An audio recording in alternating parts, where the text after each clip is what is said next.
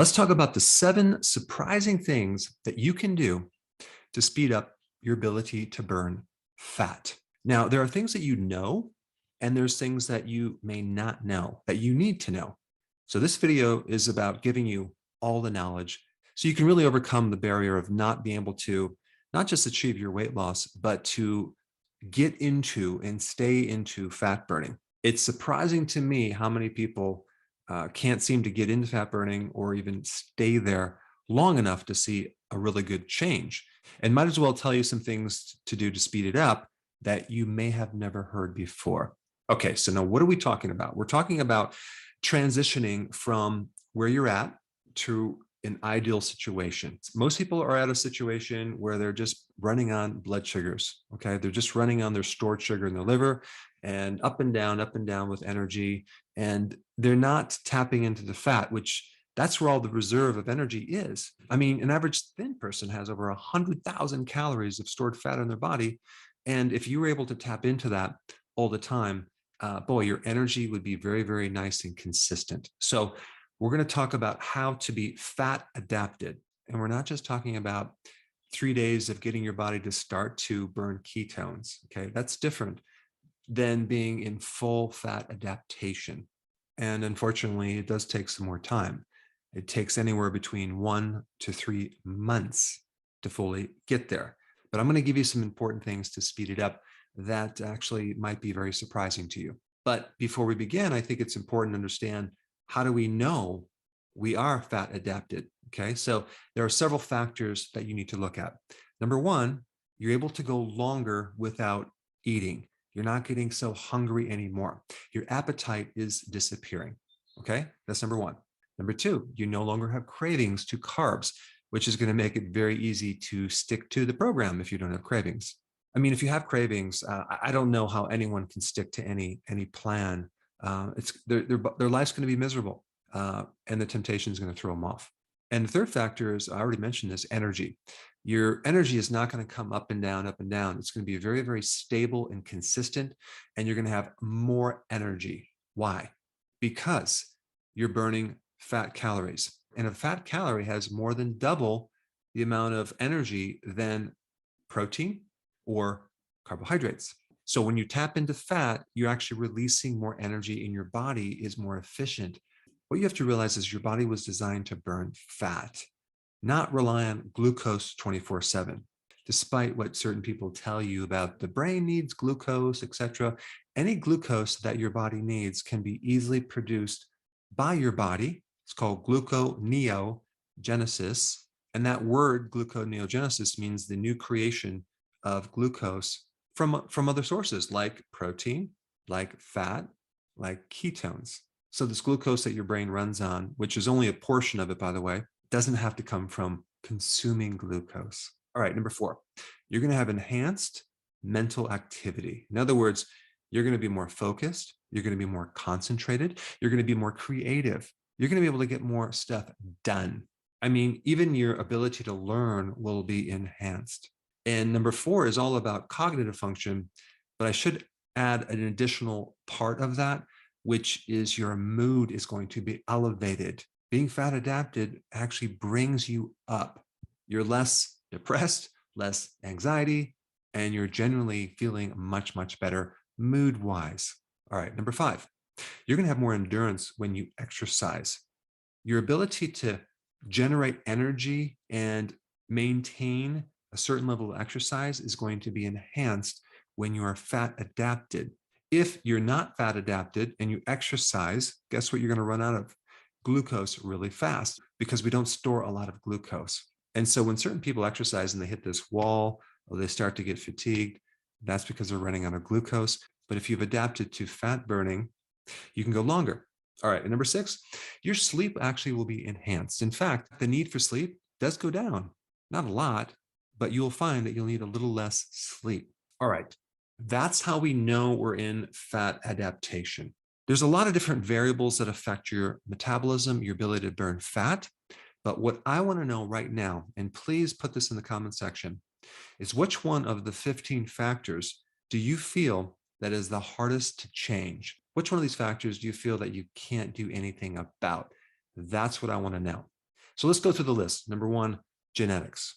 Okay, your genes. Number two, your age. All right. Number three, your environment. Number four, your food, your diet. Number five, your hormones. Number six, your muscles, your muscle mass. Number seven, exercise. Number eight, your stress level. Number nine, your nutrition. And number 10, your sleep. 11, the timing of when you eat and not eat. 12, the drugs or medication that you are on. 13, the chemicals in the food that you eat. 14, your metabolic rate. And 15, your health reserve, how much extra health or capacity of health you have. Now, out of all of these 15 factors, which one do you feel is the most difficult for you to control? All right, now that you put that in the comment section, that is the area that you need to focus on. And guess what? You have the ability to affect every single one of these items. And whichever one you can affect is your weakness. But some people will say, well, I can't affect my genes. Well, have you ever heard about something called epigenetics, which is above your genetics? Those are all the things environmentally that you can control. These involve stress level, things that you can do to put yourself in better environments. Epigenetics could involve your state of mind, of just changing your attitude about certain things. It could be about changing your stress level. It's definitely about changing your diet. And so all these factors can greatly help you control your genes and leverage your genes towards improving your survival. Now, what about your age? Can you do anything about that? Well, yes, there are things you can do. There are things you can eat that can help extend your life and decrease the risk of dying and look more youthful and be more youthful on the inside versus all the other things that can accelerate the aging process. And then you have some people that just cannot change their environment too well. And so they're stuck between a rock and a hard place. But the more you can control these factors, the more that you're going to be able to control your ability to not just burn fat, but control your metabolism, your quality of life, and your level of health. So let's run on the list of things that will help you get into fat burning, okay, more on a consistent basis. So number one, exercise, okay? Now, you may already know that high intensity interval training is the best exercise for fat burning, stimulating growth hormone. And you may already know that sprinting is one of the best high intensity interval training type exercises. But of course, for most people, if they have arthritis, if they're getting older, they probably shouldn't be sprinting too much. So they would have to do some other type of exercise that involves the concept of high intensity, short duration. But what's more important to know is that the benefit of that is not during the exercise. In fact, during the exercise, you're stressing your body out. The benefit is when you stop, when you recover, okay? And so when I was in practice, I ran into so many people who overtrained, and they didn't realize that even for some people, if they're older, 3 times a week is overtraining. I'll give you an example. One gentleman came in and he was exercising 3 days a week and not burning any fat at all. I lowered it to 1 day a week. That's when he started to finally burn fat. Another lady tried to work out every day at the gym over a course of a year. And I think she lost like 1, maybe 2 pounds at the very most. Okay.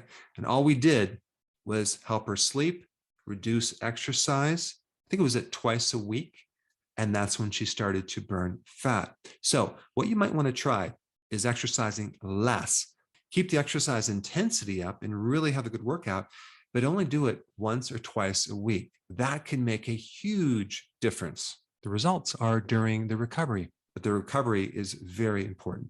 All right, number 2, taking some apple cider vinegar before bed in a little bit of water. So let's say you took 4 to 6 ounces of water. You can do it like an hour before bed, and a tablespoon of apple cider vinegar. Now, why would that help you lose weight? Because acetic acid in the apple cider vinegar is very beneficial to decreasing your liver's ability to make sugar. Okay, so it slows down something called glyconeogenesis. It helps lower your blood sugars. And at the heart of fat burning, it's all about fixing insulin resistance. And apple cider vinegar can greatly help you. I've had many people just add this small little tip to their daily lifestyle, and they started to burn fat. So you might want to try that. All right, number three, we all know that sleep is very, very important. In fact, a lot of the fat burning occurs when you're sleeping. And you may have already seen one of my videos when I recommend taking vitamin D3, 10,000 IUs with the K2, and B1 or nutritional yeast before bed, because the vitamin D helps reset the circadian waves, and vitamin B1 helps the excessive thinking all the time. And you do that with the nutritional yeast. But if you took that before bed, it would enhance your sleep. And you may have seen my other video on a breathing technique of slowing your breath down, especially when you're trying to sleep. And even in general, for stress reduction, breathing through your nose, slowing the breath in can help you fall asleep pretty fast. It can also pull you out of a panic attack. It can also help with anxiety and reduce cortisol. But there's another little tip I want to share with you about sleeping that can help you. The goal is to get a little bit more sleep if you're trying to burn more fat. And so you can try to get an extra half hour or an hour of sleep. But if you have the ability to take a nap during the day, and you can do that, that can greatly increase your ability to burn fat. So even if it's a half hour, go ahead and try that. And you might be very surprised that that is the thing that can greatly speed things up for you. Your sleep doesn't necessarily always have to be together at one time frame. Sometimes if you don't sleep at night, definitely take a nap. All right, number 4, stress. Really, really important topic because stress increases cortisol. Cortisol increases insulin, and insulin will stop you from losing weight. So you may already know that long walks in nature are very, very beneficial because it gets you out of your head and you just get space and your stress level goes down.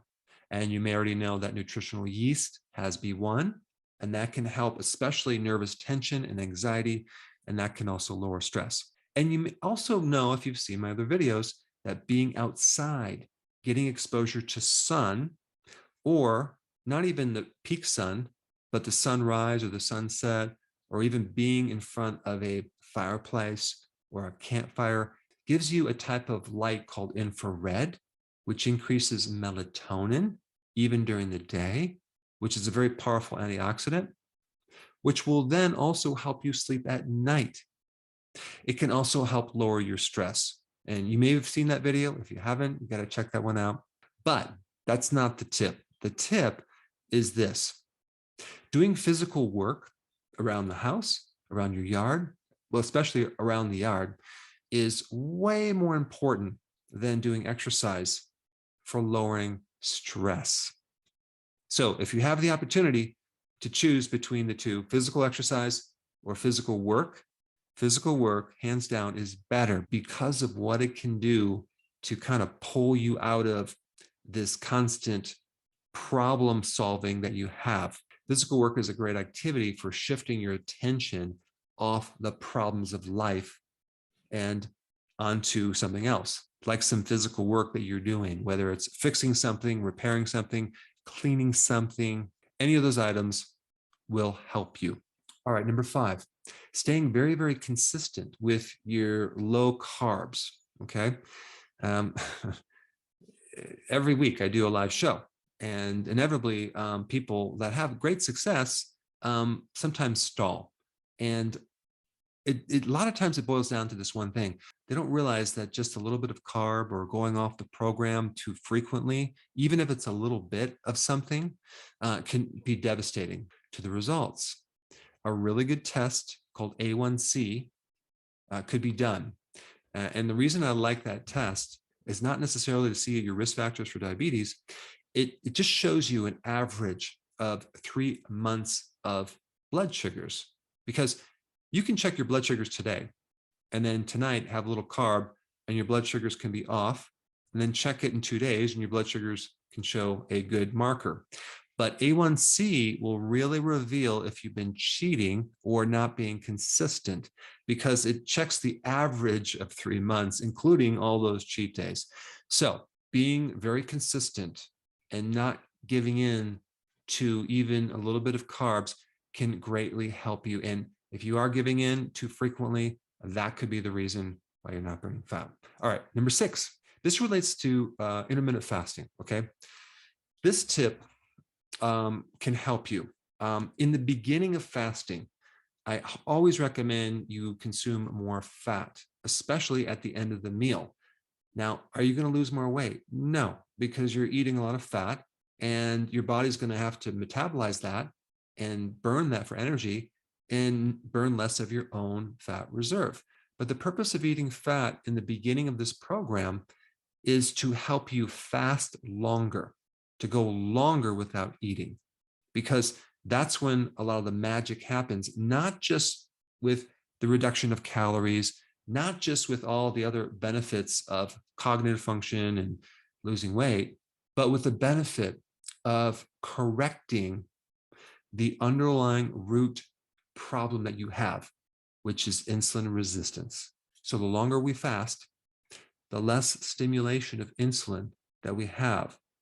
So the better the receptors for insulin can be upgraded and work better and be more receptive. And the faster we're going to get into fat adaptation, and the faster we can improve our metabolism. So in the beginning of this program, you add more fat. But as you start becoming more fat adapted and you have these improved indicators like you can go longer without eating, you have no more cravings, more energy, etc., then you start to decrease your fat. Now, I'm not talking about going on a low-fat diet. I'm talking about not adding additional fat.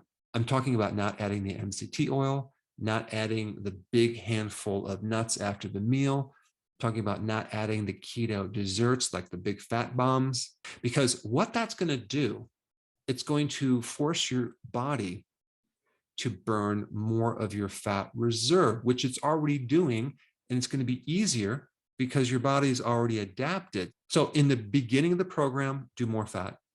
And towards the middle of the program, when you're fat adapted, 1 to 3 months, then reduce your fat. And then when you hit your goal weight, you can add more fat in there to maintain your weight. But I never want you to go low fat. And I definitely never want you to go below 75 grams of fat per day. All right. And number 7, this is interesting. I've noticed in America, at least, when people go to Europe and they don't reduce their calories, they eat more, a lot of times they lose weight. Why is that? Because in certain countries in Europe, especially, there's more nutrient dense foods than America, okay? And so nutrient dense foods can help improve your health and actually help you lose weight. I know a lot of Europeans that come to America that are not necessarily eating more calories, but they're gaining more weight. In fact, their bodies sometimes become destroyed. So welcome to America, the land of the opposite of nutrient-dense foods. We have foods that are void of nutrition. So when some people recommend you can do dirty keto, I mean, it doesn't matter the quality, just make sure you have those macros. Just realize that that's not the best advice. So consuming the healthy version of the ketogenic diet, and the definition of that is adding the quality, the nutrient-dense foods to your plan, I think would be some good advice. All right, so now that you have this additional information, please in the comment section, make note so I can read this of what areas that you need to focus on that you can see that this potentially could work for you. And I think a really important video, if you have not seen it yet, is this one on melatonin. Check it out right now.